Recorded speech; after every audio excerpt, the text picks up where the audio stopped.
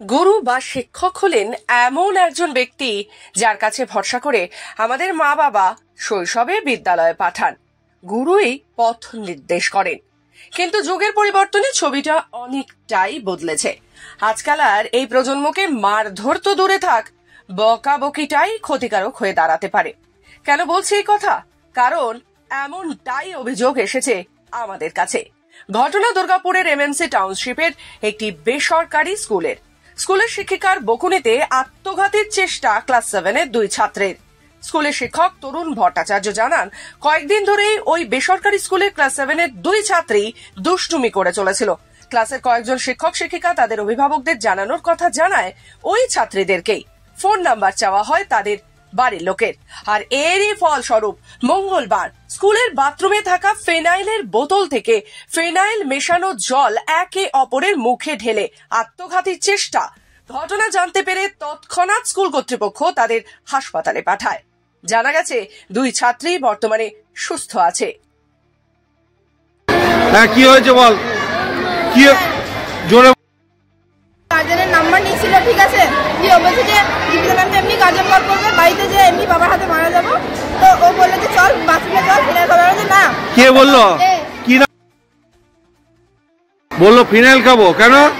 Sir ওই যে ma'am guardian call করবে বলে।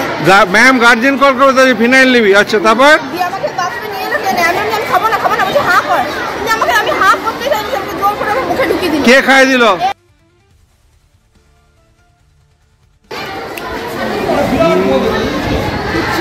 তারপর আর উল্টে পড়ছে কেন? তোর মুখে খাইয়ে দিল।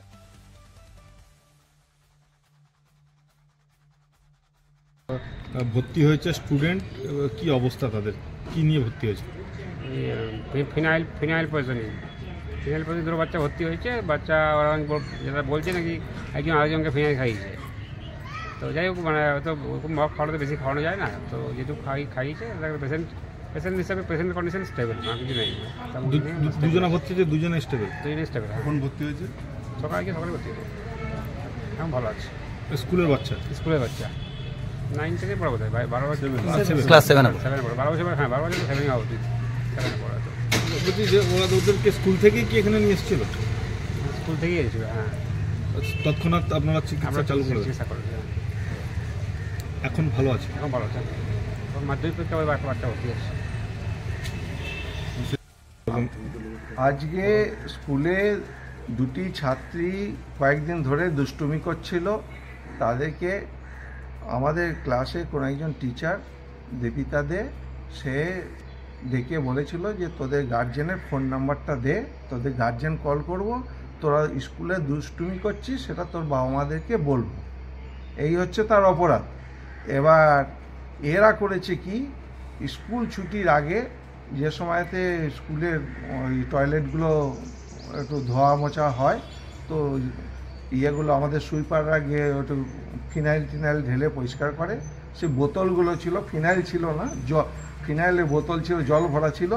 সেই বোতলের থেকে একটুখানি জল একজন মেয়ে আরেকজন মুখে ঢেলে দিয়েছে। তারপরে আমরা জানতে পারায় দেন অ্যান্ড দেয়ার 2জনকে আমরা হসপিটালে পাঠিয়েছিলাম, তারা এখন সুস্থ আছে।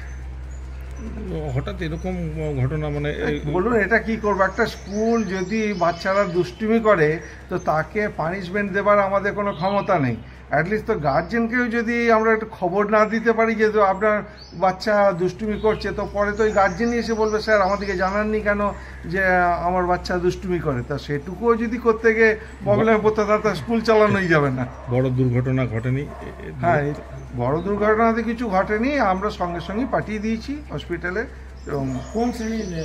ক্লাস 7। আমার নাম তরুণ ভট্টাচার্য, হেডমাস্টার।